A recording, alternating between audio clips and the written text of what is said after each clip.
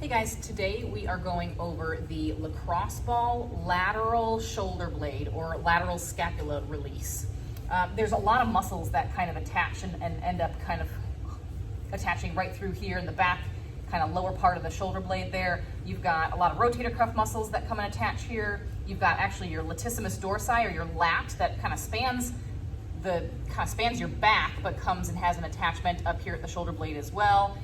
Underneath the shoulder blade, between your shoulder blade and your rib cage, you've got some other muscles that kind of sit and attach through here. So when we have increased tone or tightness of those muscles, it can really hinder us from being able to fully extend or I should say flex our shoulders and get fully overhead. So let's get into this.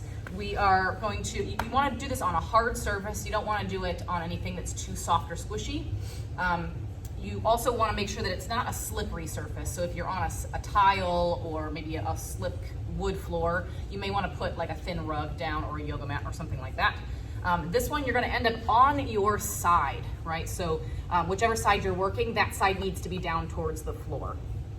This lacrosse ball here, you're going to want to kind of lay down on your side with your arm kind of up over your head so you expose the under part, kind of that side part of your shoulder blade. This lacrosse ball is gonna sit right kind of in that groove where your shoulder blade and your rib cage meet, right? So I'm not putting full weight into the ball here, but you know, most of my weight is pretty much there. So once you kind of get it in that spot, you may have to kind of shift your trunk around just a little bit to kind of find a spot that feels like it has some tension in it. Once you find a spot like that, you can do a couple of different things. I don't want you to move too vigorously with your trunk. Once you find a spot, hang out there for a few seconds, and with your arm, you can go in various directions. You can go back and forth, like this in a rotation movement.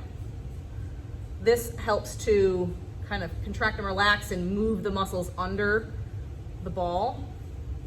You can even bring your elbow down and up. This is a little bit trickier because that ball is going to want to shoot out from underneath you, but just try and stay nice and stable. Good. Spending a few seconds in that position. Then you may want to shift your trunk a little bit further. Now it's actually closer into my armpit a little bit. You can probably see the squinchy face. This one, unfortunately, is not the most comfortable, but it is one of those best friend, worst enemies things. It's going to feel pretty crummy while you're doing it, but afterwards it feels fantastic once you've released all of those tissues. So again, now I found a spot. I'm going to internally, externally rotate my shoulder, kind of waving my hand back and forth. Right, I'm going to bring my elbow down and up. Good, and you just want to take some time to take some deep breaths. And as you breathe out, trying to relax into it. Sometimes I'll even just kind of rest my head on my hand and just work on my breathing. Good, so nothing too jerky of a movement, right? This should be kind of a slow, gentle, kind of just pressure on that ball. I'd say try and spend, if you need to break it up into like 30-second bouts, that's fine. But try and work up to spending at least a couple of minutes in this position before you switch to that other side. Give it a try.